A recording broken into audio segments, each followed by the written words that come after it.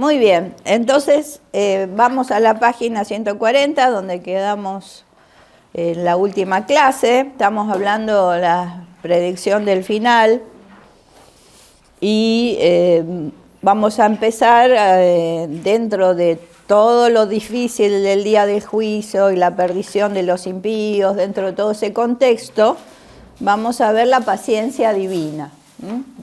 ¿Qué les parece? ¿Dios tiene paciencia para con los hombres sobre todo? No solamente sobre los buenos y sobre los malos, ¿no? Los justos y los injustos.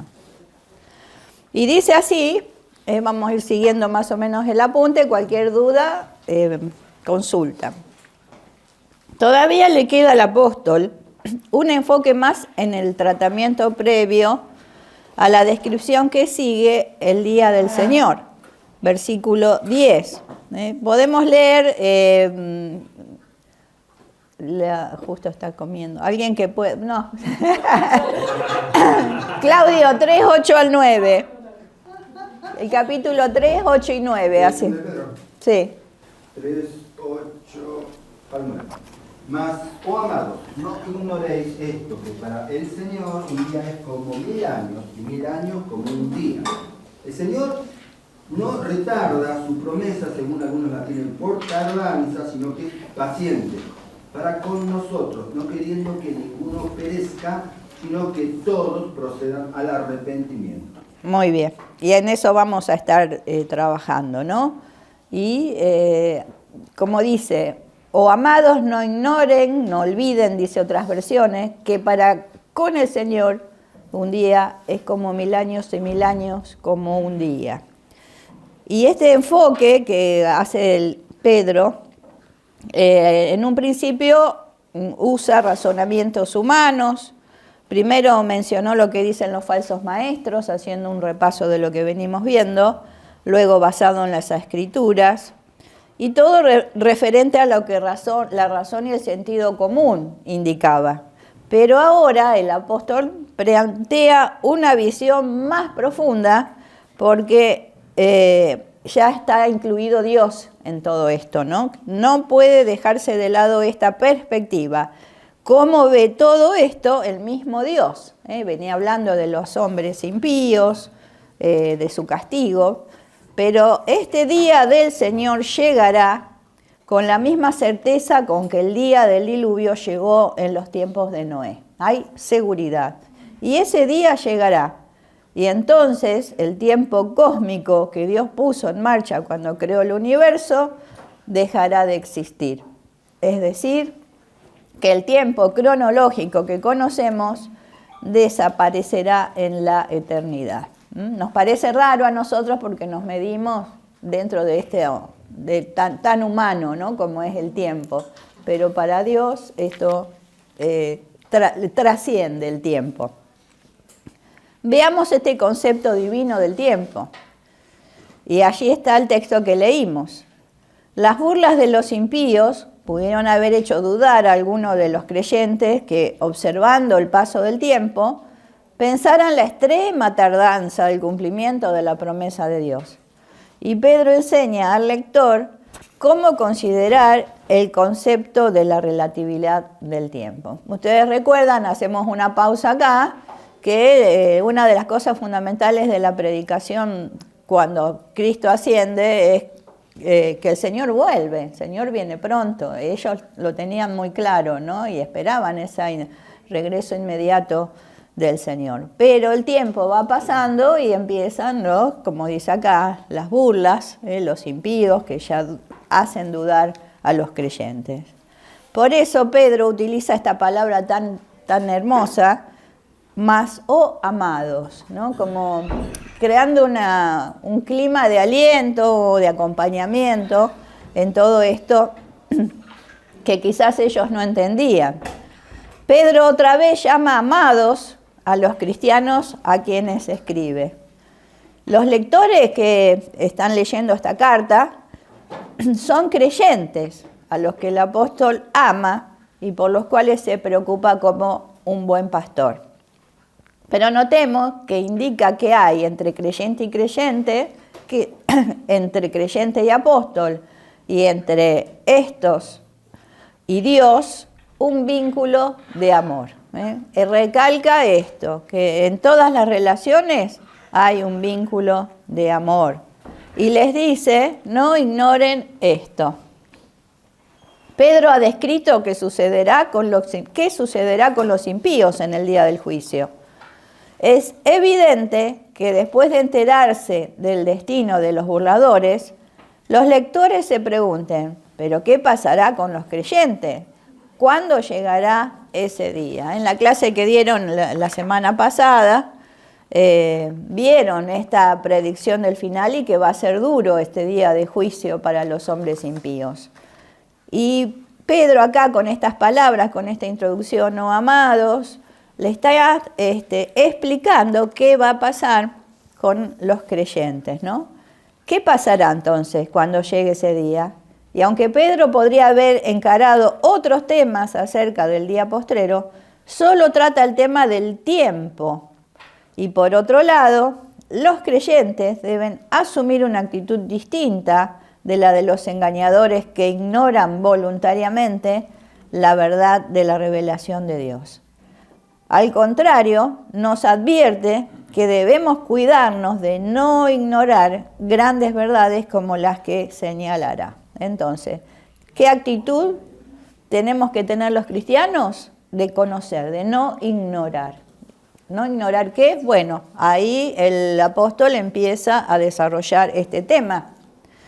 En una sola oración el apóstol revela la relatividad del tiempo.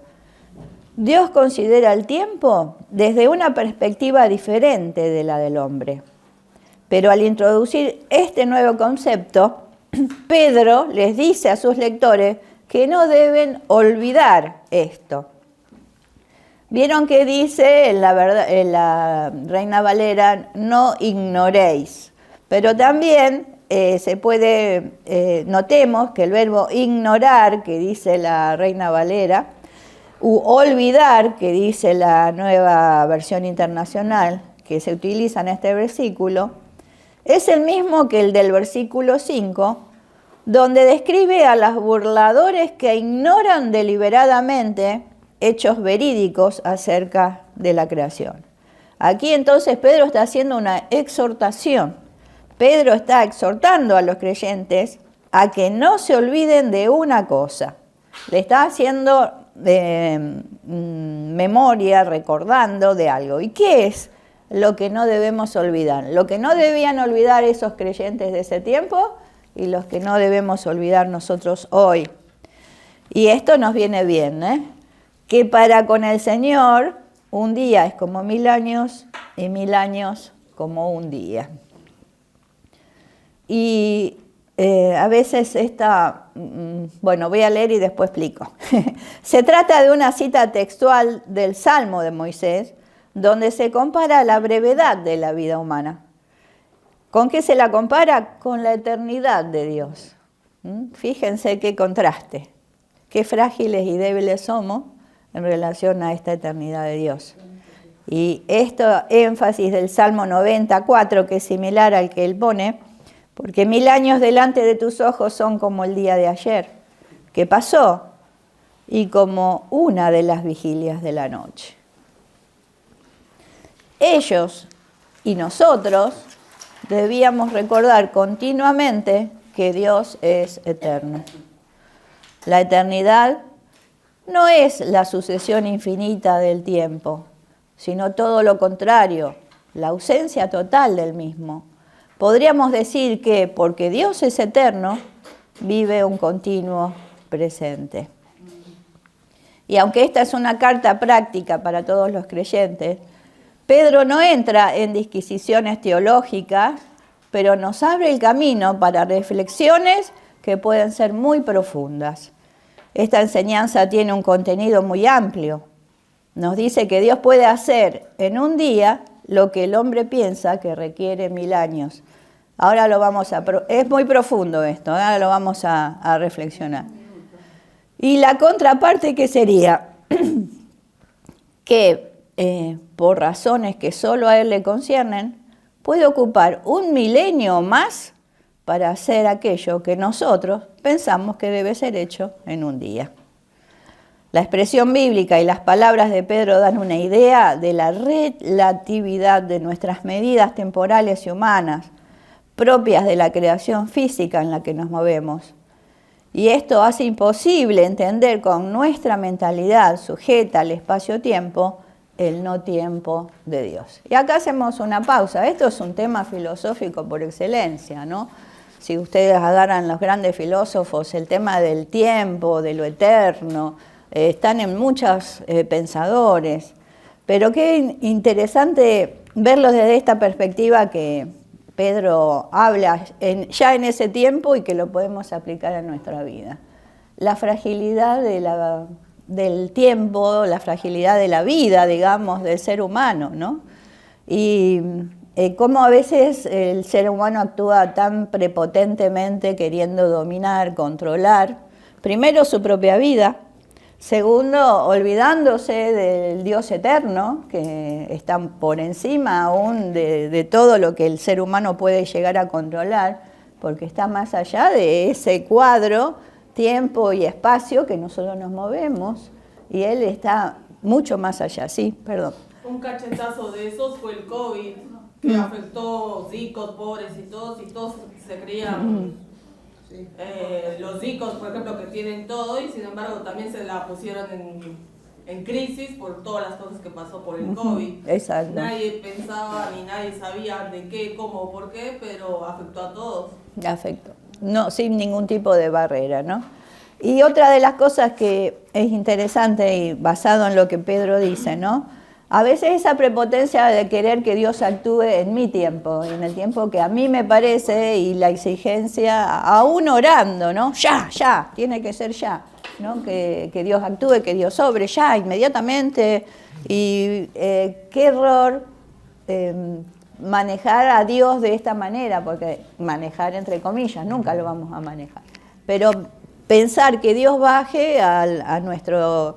de espacio temporal, cuando Dios está mucho más allá, y en el tiempo eterno de Dios, Dios va a orar. Me acuerdo una vez que me ministraron sanidad, vino una persona y yo estaba muy mal de una tendinitis y no podía levantar este brazo, y entonces él oró por mí y después me preguntó cómo estaba, y a mí yo seguía con molestia, entonces le dije, y me dio a entender como que yo no tenía fe. Y yo digo, no, así en silencio, un poco hablando bajito porque estaba todo como testigo. Le digo, no, yo tengo fe, yo sé que el Señor me sana. Yo sé que el Señor ya me sanó y en el tiempo eterno de Dios yo ya estoy sana delante de su presencia. No dudaba un minuto de que Dios no obrara. ¿Entienden, no? O sea, yo no necesito pruebas de que Dios es Dios para que en este momento ya que una persona ora por mí, haga el milagro de sanarme. Porque Él ya hizo el milagro mayor de ser mi Salvador. Y en el tiempo que, este lapso de tiempo, que es un entre paréntesis, entre que nazco y voy a su presencia, Él va a hacer todas las cosas que me toque pasar, pero en el final... ya estoy sana, ya estoy salva, ya estoy disfrutando de la eternidad. Es un concepto de tiempo que nos cuesta, porque siempre estamos con esto, volvemos al límite, volvemos de lo temporal, ¿no?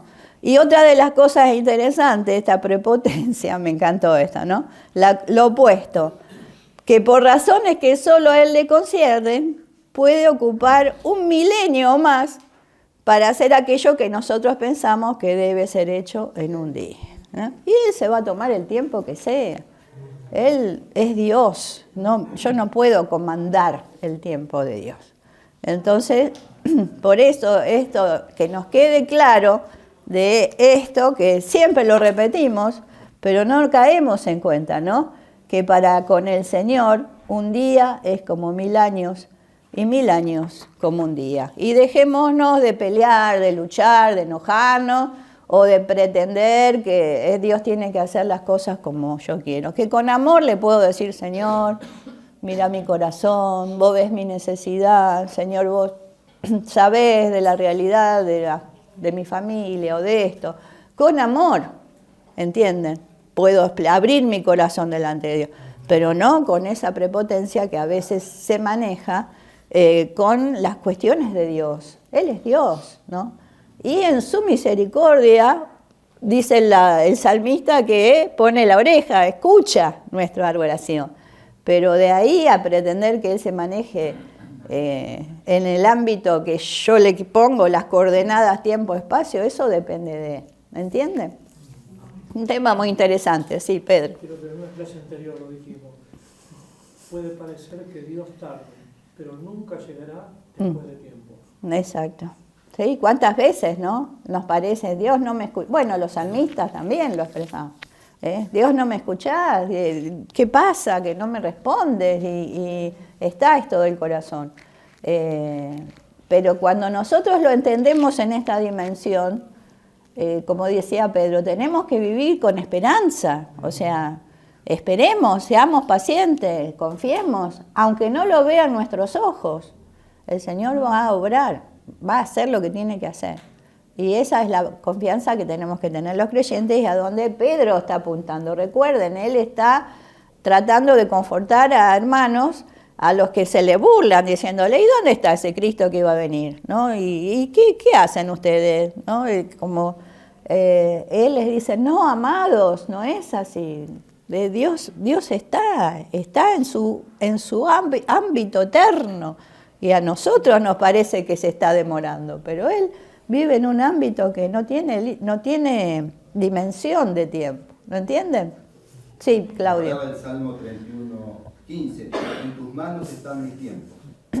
Líbrame de la mano de mis enemigos y de mis perseguidores. Pero en tu mano están mis tiempos. Amén. Hermoso esa oración, ¿no? De decirle al Señor así. Y vemos también la misericordia de Dios en esto, ¿no? Como dice el versículo 9, y el Señor no retarda su promesa, según algunos la tienen por tardanza, sino que es paciente para con nosotros, no queriendo que ninguno perezca, sino que todos procedan al arrepentimiento. Y en última instancia, si hay tardanza en algo, bueno, es por la paciencia del Señor. Y en el deseo de su corazón de que muchos procedan al arrepentimiento. Debido a que estos cristianos del primer siglo aguardaban el inminente regreso del Señor, les hacía falta esta palabra que hablábamos, ¿no? De aclaración y de aliento por parte del apóstol. Y el apoyo de Pedro a la segunda venida culmina con una apelación al carácter de Dios. No podemos manejar el tiempo, pero sí podemos indagar en el carácter en qué Dios creo, ¿no? Y ahí encontramos respuestas también para saber aguardar la venida del Señor con paciencia. ¿Cómo es nuestro Señor? ¿Cómo es nuestro Dios? El Señor no retarda su promesa, según algunos la tienen por tardanza. Y el apóstol Pedro es claro, el Señor no va a dejar de cumplir su promesa. El término Señor se refiere a Dios en este caso. Pedro hace alusión a Habacuc, a una profecía del libro de Habacuc que dice así, y un poco lo que decía Pedro, ¿no? Pedro Gilabert. Pues la visión se realizará en el tiempo señalado, marcha hacia su cumplimiento y no dejará de cumplirse. Aunque parezca tardar, espérala, porque sin falta vendrá. Y el escritor de Hebreos, el otro era del Antiguo Testamento, este es del Nuevo, que le asegura a sus lectores que Dios cumplirá sus promesas y cita la misma profecía. Retarda en el original griego significa demorado o tardío y sugiere la idea de pérdida de tiempo.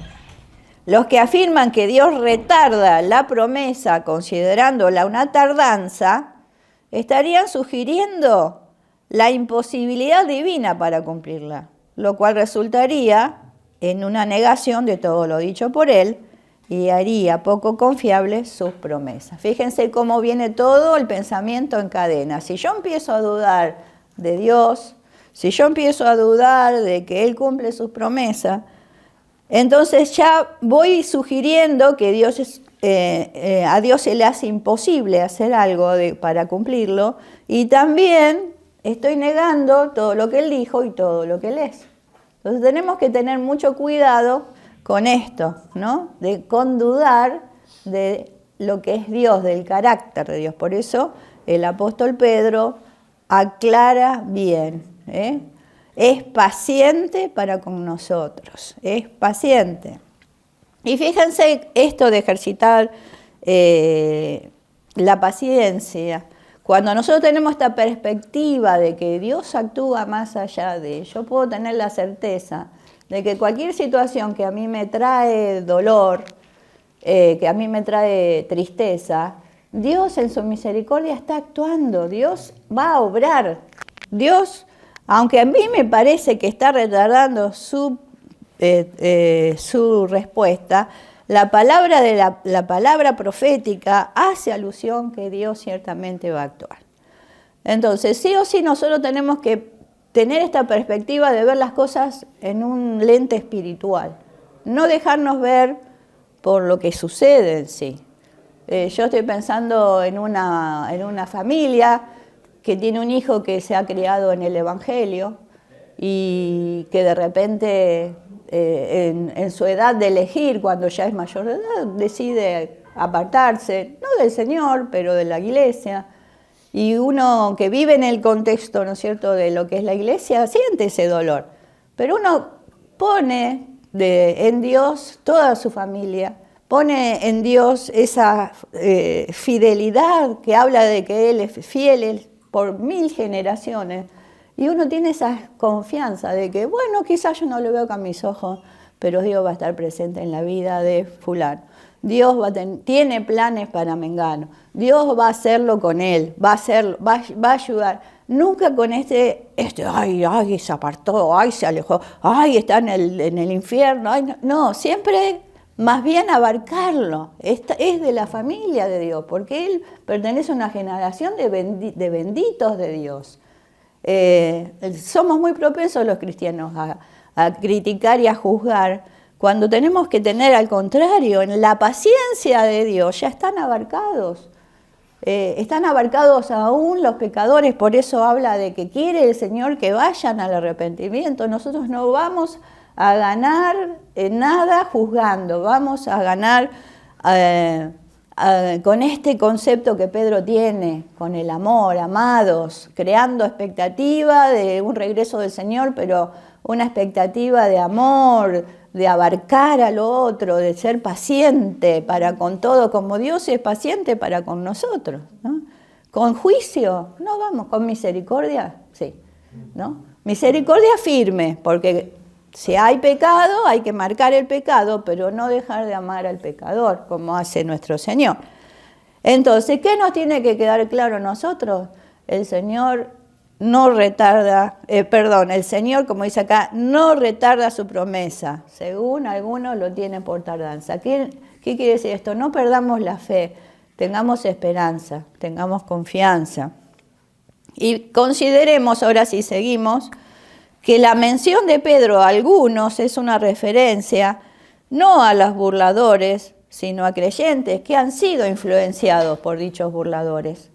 Algunos cristianos no pueden explicar la demora del regreso de Cristo y comienzan a dudar a causa de lo que dicen los herejes. Entonces, ¿dónde ponemos la oreja nosotros? Si nos juntamos con gente incrédula, gente justiciera, gente que vive enojada, que vive frustrada con Dios y bueno, así vamos a estar nosotros. Tenemos que reunirnos de gente de fe, de esperanza, no bobo, no es la fe boba, es la fe bien plantada, la fe que se planta en esto de que Dios es Dios y su carácter es fidelidad, es amor, es paciencia. Entonces, luego dice, sino que es paciente para con nosotros. Y acá hay una pregunta, ¿por qué retrasa Dios el regreso de Cristo? La causa del retraso no es por indiferencia o falta de atención por parte de Dios. La razón es muy otra. Es por la gracia y la misericordia que Dios tiene para con los pecadores. Dios es el que está manteniendo abierta la puerta de la salvación para los hombres. Ninguna acción divina está al margen de la gracia. Y es la gracia la que determina la salvación del hombre, dando un margen de tiempo para salvación de cuantos crean, ¿no? Entendiendo esta perspectiva de esa paciencia que el Señor tiene, podemos entender cómo se dilata en nuestro tiempo, ojo, ¿no es cierto?, esa segunda venida. Y los discípulos, si estarían aquí presentes ahora, se agarrarían la cabeza. ¿Cómo pasó tanto tiempo? Nosotros partimos a la presencia y ya está, pero ¿cómo pasó tanto tiempo y el Señor no vino, ¿no? Pero es esto, es la misericordia de Dios que está esperando para que muchos se arrepientan. Y como ocurrió en los tiempos de Noé, cuando el tiempo de la gracia haya terminado y cuando el último creyente complete el número que solo Dios conoce, aceptando por la fe a Jesús como Salvador, el juicio de Dios caerá sobre la humanidad. Y así caerá el telón de la historia. Ciertamente esto va a pasar. Pero no nos compete a nosotros nos compete predicar el Evangelio con fe y con confianza en un Dios de paciencia y de misericordia y de amor.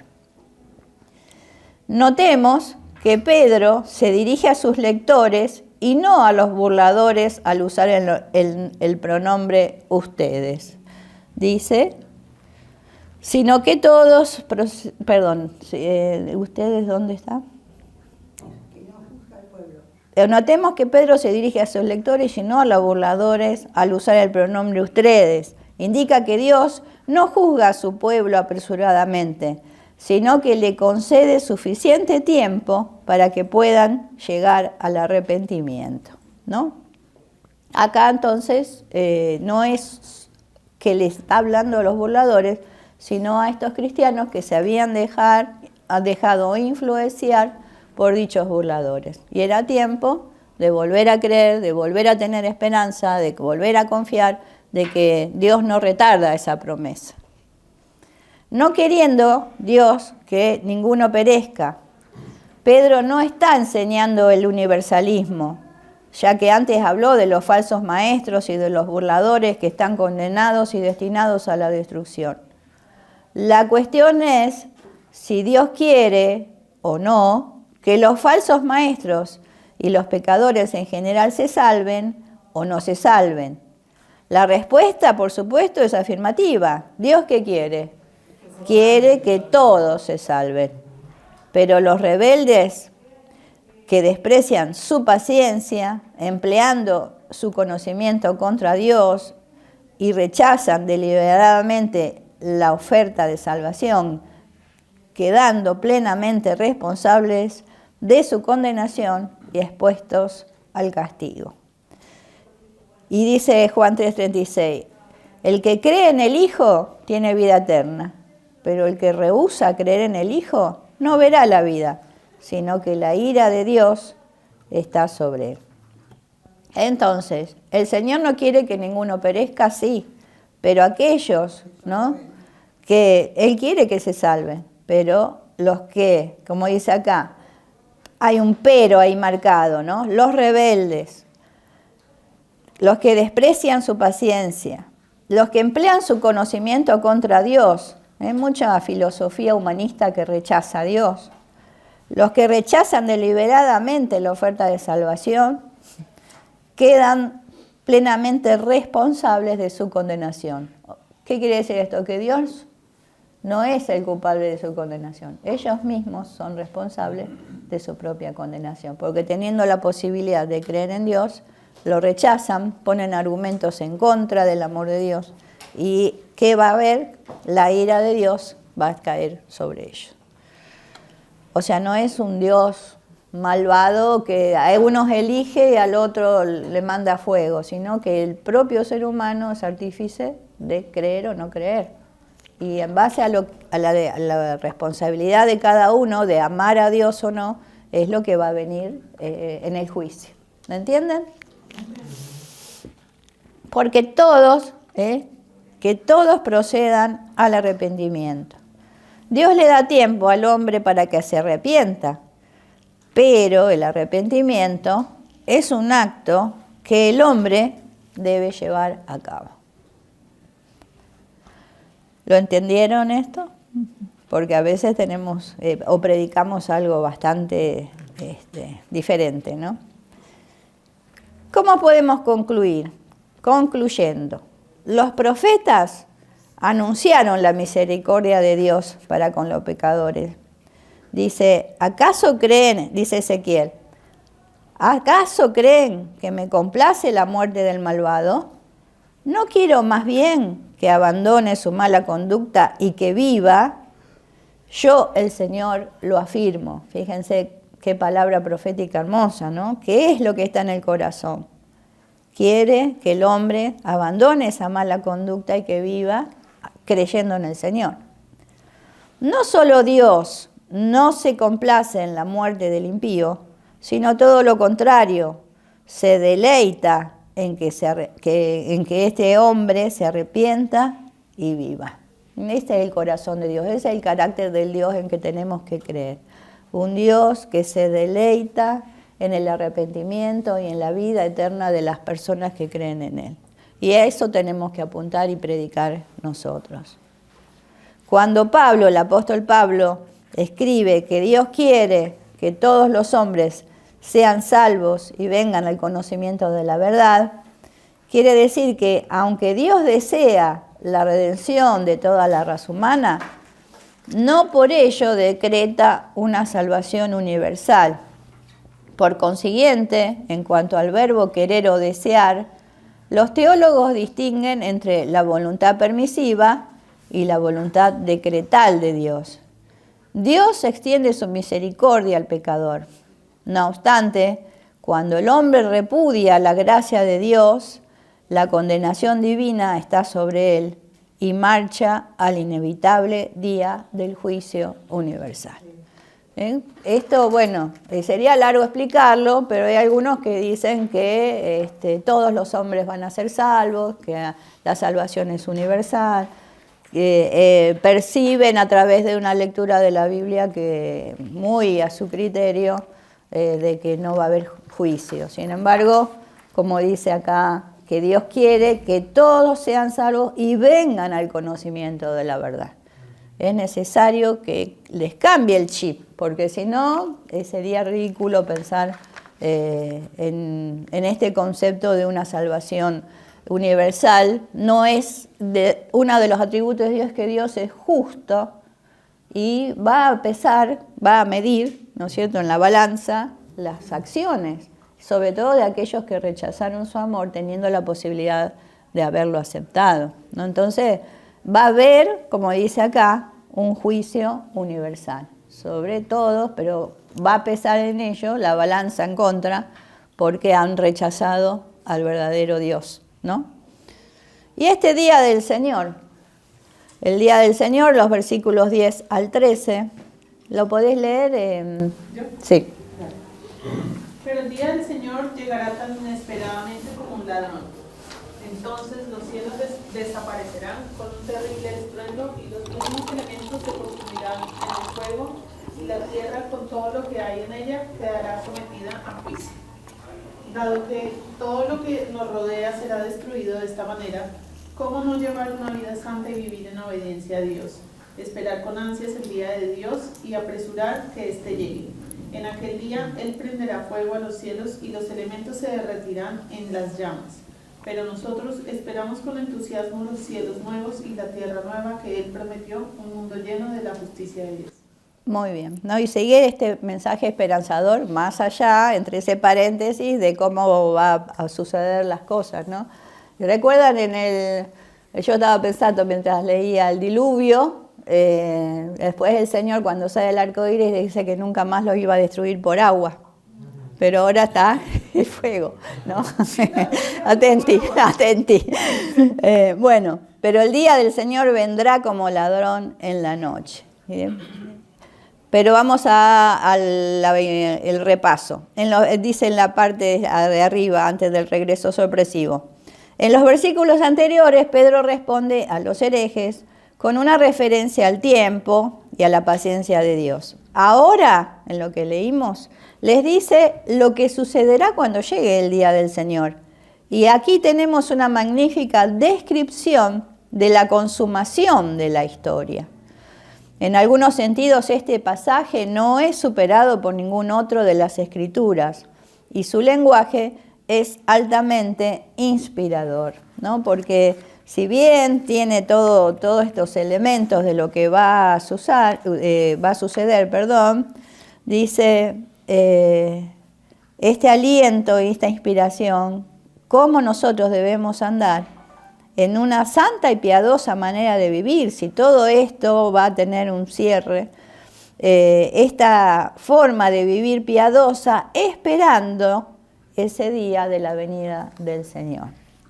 Y a eso apunta el apóstol, y qué bueno sería que nosotros también tomemos conciencia de esta necesidad de entender que ya la misma maldad, ya la misma contaminación, ya vemos que no hay freno para las guerras, los odios entre las etnias, la cantidad de gente que está desplazándose sin lugar en el mundo, todos los desastres climáticos, o incendios, o inundaciones, o desertificación. O sea, sin necesidad de decir el Señor viene, ya todo esto se termina, hermanos, se termina porque el pecado en su semilla de maldad, en su germen de maldad, contaminó la creación. Y hay un día establecido para el final de todo esto, que el Señor está retrasando por su misericordia, pero va a llegar, y nosotros como hijos de Dios tenemos que aprovechar, redimir este tiempo, predicando a este Dios justo y también con esta expectación, ¿no?, de andar en una vida santa, piadosa, respondiendo a ese Dios de amor que por su misericordia está deteniendo, ¿no es cierto?, el juicio para que muchos sean salvos. Y bueno, acá dice, ese regreso sorpresivo, ¿cómo será? Vendrá como ladrón en la noche, y utiliza esta metáfora o esta figura de ladrón en la noche. Y para mencionar ese día que aún esperamos, sería necesaria una larga enumeración de eventos. Habría que hablar de la segunda venida de Cristo, el arrebatamiento de la iglesia, del juicio final, la aniquilación del poder de Satanás, del surgimiento de un nuevo orden mundial, etcétera, etcétera. Obviando todo eso, Pedro apela a una breve frase, el día del Señor. Podríamos pasar horas para explicar todos los eventos enumerados, pero aprendiendo de esto en que Pedro fue tan conciso, y una forma concisa, bíblica, digamos que Pedro se refiere al día en que nos encontraremos con Cristo. Y todos los debates escatológicos sobre el tiempo del fin, aun siendo interesantes, no son el punto principal. Pedro acaba de usar la palabra día para decirnos que para Dios esas 24 horas pueden ser realmente 1000 años. Y calcular la duración de ese día del Señor carece entonces de sentido. Y acá me detengo para algo interesante. Sea que Cristo venga o yo vaya a Él. ¿Cuándo puede ser eso? Sea que Él venga, en cualquier momento. Dice que en un abrir y cerrar de ojos, en un parpadeo, el Señor puede ya estar presente. Y nuestra vida también. Y sea que el Señor nos llame a su presencia, es así. Y ya estamos con Él. Entonces, ¿no? ¿Para qué debatir tanto los detalles? Ya lo vamos a ver cuando vayamos avanzando, ¿no es cierto? Nos va a tocar ver Apocalipsis, bueno, todo lo que nos queda todavía de la parte de la palabra. Pero es interesante los debates, pero es fundamental esto, ¿no? Que es el encuentro con Él. Me encantó eso, ¿no? obviando todo eso, Pedro apela a una breve frase, el día del Señor, y se refiere al día en que nos encontraremos con Cristo. Hay que estar preparados. Y ahora sí, en una actitud que contrasta con la paciencia del Señor para con el pecador, Pedro anuncia enfáticamente que llegará ese día, llegará el día del Señor, equivalente al día de Jehová mencionado en el Antiguo Testamento. Y esto es un hecho indiscutible. Sobre el acontecimiento, advierte que vendrá como ladrón en la noche. Pedro y Pablo, el apóstol Pablo, utilizan esta metáfora del ladrón. Cuando un ladrón ataca protegido por la oscuridad, no hay advertencia de su llegada, y no hay nadie que lo esté esperando. Los falsos maestros enseñaban que la segunda venida y los eventos futuros no iban a ocurrir. Pero acá el apóstol advierte que esta ignorancia voluntaria y arrogancia de negar lo que Dios ha anunciado traerá como resultado el cumplimiento del propósito divino cuando ninguno lo esté esperando. Ah, ¿sí? ¿Vos no creés? En cualquier momento te va a tocar. Los profetas del Antiguo Testamento también vincularon el día del Señor al juicio definitivo de Dios sobre el mundo. ¿Cómo era este mundo? Rebelde. Destruyendo a sus enemigos, revelando su gloria y estableciendo eternamente su reino. Fíjense que siempre, a pesar de la figura negativa de la destrucción del enemigo o de cuando venía el juicio de Dios sobre esas naciones enemigas o sobre el juicio de Dios sobre el mismo pueblo, siempre hay un remanente fiel, siempre hay una promesa de restauración, siempre hay una promesa de que van a volver a la tierra, siempre hay la promesa de que Dios va a revelar su gloria a ese remanente fiel y siempre habla de un establecimiento en un nuevo reino. Todas esas cuestiones son las que nosotros, así son promesas del Antiguo Testamento, pero son promesas para nuestro hoy, con esta expectativa de restauración, de cambio, de saber que Dios está estableciendo un juicio, pero con un propósito redentor. Él va a redimir, todo eso que está contaminado por el pecado, Él ya lo hizo, pero lo va a concretar. Lo toma así, lo compra, digamos, y lo restablece, lo restituye, lo hace nuevo. Toda esta creación, todos los seres humanos, toda la maldad, todo, Él lo compró con su sangre, es de Él, lo llevó, lo cargó Él, pero lo redimió, lo hizo nuevo, le quitó el pecado, le sacó el elemento maligno. Entonces fíjense cómo va a ser la gloria venidera, en donde se va a cumplir ese diseño original de Dios sin pecado, sin maldad, ¿no? Sin ese germen que quedó. Las referencias que encontramos en el Nuevo Testamento están vinculadas a ese día del Señor, ¿no? A una manifestación asombrosa y terrible. Ahí tienen pasajes, después los pueden leer de 2 Tesalonicenses. Una vez lo llaman un día de ira en Romanos, también un día de visitación en Pedro, y el gran día del Dios Todopoderoso en Apocalipsis. Y Jesús mismo habló de ese día con palabras semejantes en Mateo. No hay lugar a dudas de que habrá un día, y que ese día nadie podrá discutir quién está en control de todas las cosas. Los justos se gozarán, y los impíos pedirán que las montañas los cubran, dice Apocalipsis. ¿Ante quién? Los justos se van a gozar ante la presencia del Supremo Juez, pero los impíos van a pedir que trágame tierra ante la presencia de ese Supremo Juez. Como dijo Pablo a los atenienses, antes de ser interrumpido, ¿no?, en su discurso allí en Atenas, Dios ha establecido un día en el cual juzgará al mundo con justicia, ¿no? Qué hermoso este tema de saber que llegará ese día. A veces clamamos tanto por la justicia de Dios Con Marta a veces siempre hablamos en el grupo pequeño de pedir por la justicia de Dios, porque cada vez este mundo se transforma en un sitio de más injusticia. El trono, en vez de ser un trono de justicia, es un trono de injusticia. Y nos da como paz de saber que Dios ha establecido un día en que juzgará a este mundo. Y lo hará justamente, dándole a cada uno lo que le corresponde. Por eso apunta, y ya con esto vamos a cerrar, apunta al final, recuerden, a esto, ¿no? Puesto que todas estas cosas han de ser deshechas, ¿cómo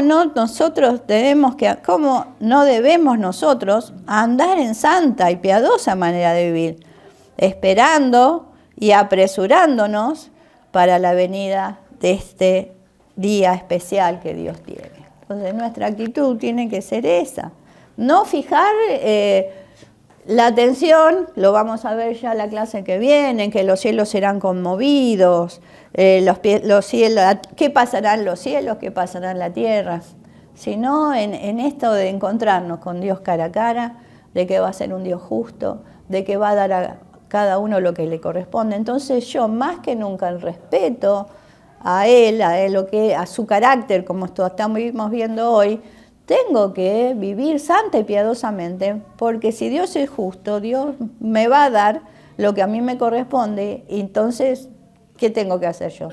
Tengo que agradar su corazón, tengo que cumplir su voluntad, tengo que ser obediente a lo que Él me pide. No puedo vivir la mía. Tengo que saber aprovechar el tiempo, porque en este tiempo, en este límite tiempo que Dios me da, tengo que hacer las cosas que a Él le agradan. ¿Cómo hizo Jesús? Me recuerda que cuando hablando sobre la paciencia del Señor, nosotros somos como salmistas, ¿no? Sí. Que vemos que los impíos maquinan durante la noche para llevar a cabo sus maldades al día siguiente. Y uno dice, Señor, mira lo que está pasando, ¿no? A veces uno también, ¿no? Se pregunta y es muy paciente, ¿hasta cuándo les dice el Señor? Sí. Porque, y después nos revela la palabra de ser como luces en el momento donde estemos, que seamos el olor fragante de Cristo, donde vayamos. El Señor tendrá sus tiempos, pero uno también como humano dice, ¿cómo puede ser que los malos que están durante la noche pensando en hacer el maquinando, mal al otro día? Hambriar, tremendo, corromper, ¿no? Lastimar. Y bueno, eso es... muchos dicen que ¿qué sería de este mundo si no estuviera la sal y la luz que es la iglesia? Si estando la iglesia en el medio de todo este entorno, de todas las cosas estas terribles que estamos viviendo en el mundo, ¿no? Guerra, bueno, todo lo que yo describí, aún ahí todavía está la iglesia sosteniendo, preservando, siendo luz. ¿Se imaginan lo que es, no? Un mundo caótico. Bueno, esas películas como Mad Max y todo eso que muestran un futuro terrorífico, en donde el hombre lo único que va a preservar es su vida salvajemente, casi como un animal, protegiéndose y siendo violento porque es el único recurso que tiene, ¿no? Pero como esa mirada humanista de lo que viene es totalmente diferente a esta mirada de un Dios compasivo, de un Dios que ama, que espera, que tiene paciencia para con el ser humano. Y eso es lo que nosotros como iglesia no tenemos que perder. No volvernos tan justicieros nosotros, sino encomendar la causa a aquel que está reinando y gobernando. Porque en la impaciencia, como dice Marta, por ahí decimos, bueno, con el Señor ¿hasta cuándo? Pero... Dios se consuela diciendo, bueno, lo decía el salmista también. Pero, exacto, ¿no? Pero entregar todas nuestras causas a ese Dios justo, porque Él está esperando pacientemente, está con paciencia tratando de que más personas vayan al arrepentimiento. Y nosotros preocuparnos por ser más luz y más sal en un mundo que se está pudriendo, corrompiendo, ¿no? Ahí nosotros tenemos que hacer la tarea. Bueno, pienso que tenemos mucho para reflexionar en esta clase. Muy bueno el material y cómo le podemos sacar el jugo. Gracias, Pedro, por tu trabajo. seguimos porque la verdad que es muy lindo esto de que el tema que viene, si la tierra, van a ser los cielos conmovidos, la tierra va a tener todo un efecto. Y la pregunta que vamos a ver es, ¿la tierra será renovada o destruida? Es una linda pregunta porque muchos se lo preguntan esto, ¿no? Y vamos a estar reflexionando en esto.